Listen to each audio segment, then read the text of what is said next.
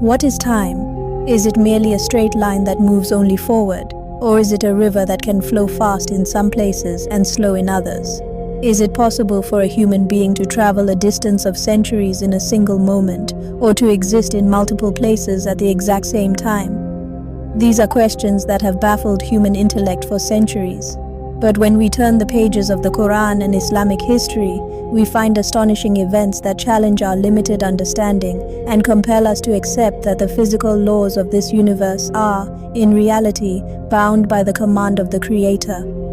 Today, we will take a deep dive into Islamic stories and miracles that explain the concepts of the expansion of time and the folding of space. These are not just stories but signs of God's absolute power, proving that the constraints of time and space apply only to the creation, not the Creator.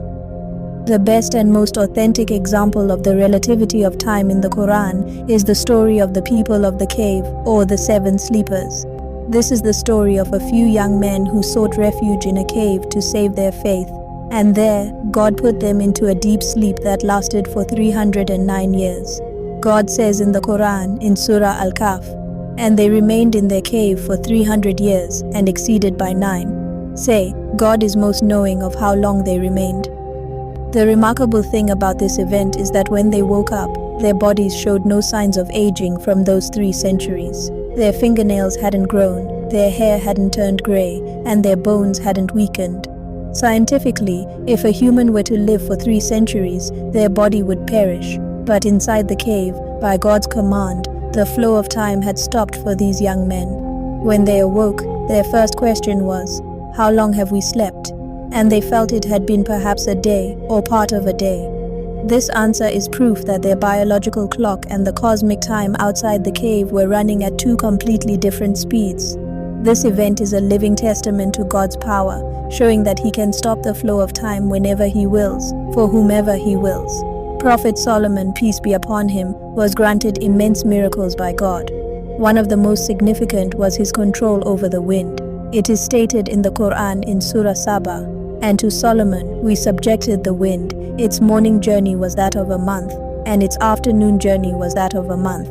In that era, when the only means of travel were horses or camels, a month's journey covered hundreds of miles. But Prophet Solomon, riding upon the wind, would cover this distance just between morning and noon. This is a clear example of the folding of space. This miracle tells us that God compresses distances for His prophets in such a way that physical obstacles, mountains, and oceans do not become barriers. This was not merely high speed, it was a demonstration of God's sovereignty over the very laws of space.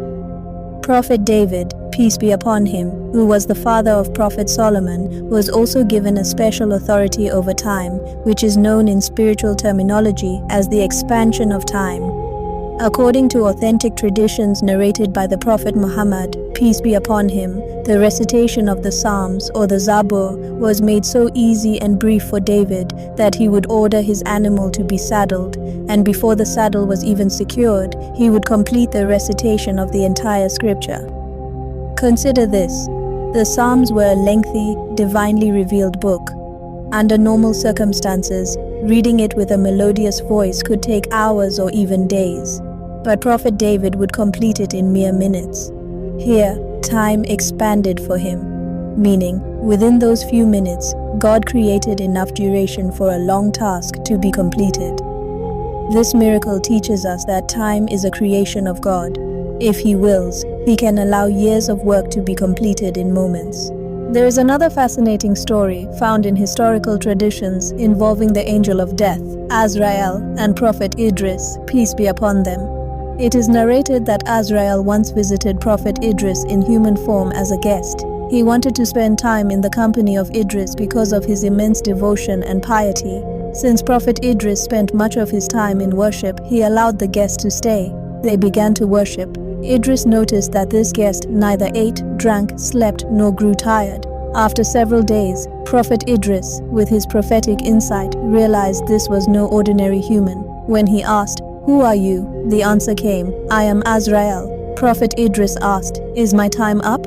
Azrael replied in the negative. Then Prophet Idris asked a very profound question. "You have been with me for so many days. Has no one died in the world during this time? Have you not performed your duty? Azrael's reply unveiled another secret of the universe. He said, I was here with you, and during this very time, I also took thousands of souls around the world.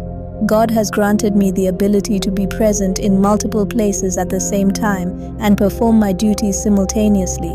This event proves that with the power granted by God, a being, especially an angel, can be free from the constraints of space and time to fulfill their task. Another beautiful example of freedom from the limits of time and space is found in the story of Mary, the mother of Jesus.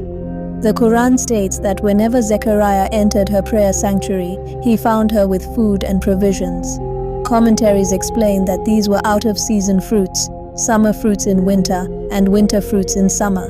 He would ask in amazement, "Oh Mary, where did this come from?" She would reply, "It is from God."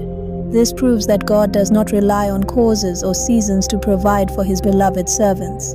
He can teleport objects from one place to another in the blink of an eye or bring them into existence from nothingness.